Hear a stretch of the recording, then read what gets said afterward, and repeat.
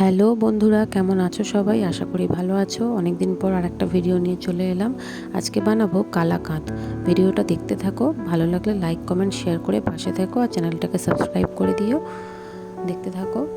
দেখো, ভালো করে ছানার জলটাকে ঝরিয়ে নিয়েছি, নিয়ে ভালো করে মেখে নিচ্ছি।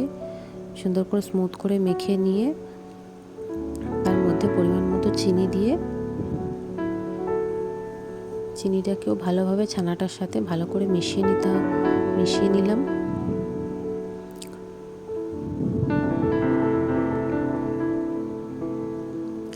চিনিটাকে ছানার সাথে মিশিয়ে নিয়ে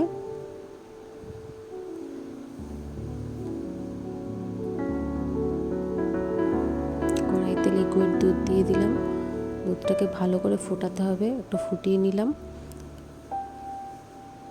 ফুটিয়ে নিয়ে তার মধ্যে আরও 2 চামচ চিনি দিয়ে দিলাম। দিয়ে আরও ভালো করে একটু ফুটিয়ে নিয়ে তার মধ্যে ছানাটাকে দিয়ে দিলাম।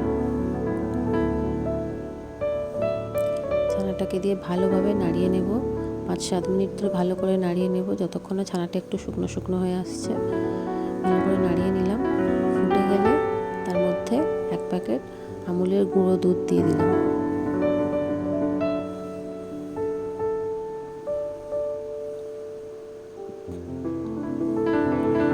ভালো করে দুধটাকে মিশিয়ে নেব ছানাটার সাথে। আরও 5 মিনিট নাড়াচাড়া করে নিয়ে সুন্দর করে শুকনো শুকনো মতো করে নিয়ে একটু শুকনো হয়ে গেলে নামিয়ে নিতে হবে। নামিয়ে যে কোনো টিফিন বক্সে নামানো যায়, কিন্তু আমার কাছে এরকম চৌকো টিফিন বক্স ছিল না, তাই আমি ফয়েলের মধ্যেই করে নিলাম। ভালো করে ফয়েলের মধ্যে দিয়ে চৌকো ফয়েলে দিয়ে এটাকে 4 থেকে 5 ঘন্টা ফ্রিজে রেখে দিয়েছিলাম। দেখো, ফ্রিজ থেকে বার করেছে, বসে গেছে কি সুন্দর।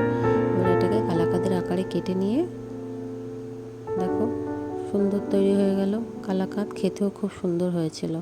ভিডিওটা তোমাদের ভালো লাগলে বন্ধুরা পাশে থাকবে, চ্যানেলটাকে সাবস্ক্রাইব করে দেবে। আজকের মতো টাটা, সবাই ভালো থেকো।